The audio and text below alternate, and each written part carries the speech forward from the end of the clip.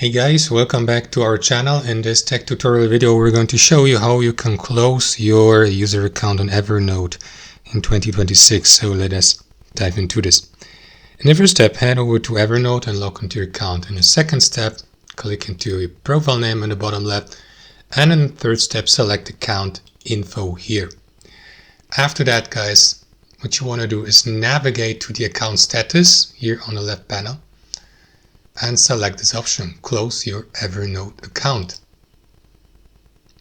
And after that you will go through, or you can go through that notification here, read through it, and if you're content with this and would like to give your consent to the removal request, click into I understand, confirm by clicking into next here. Now I'm not going to do this, of course, and after that you will get asked by Evernote to confirm some basic information about your account, and then your request will be processed and depending on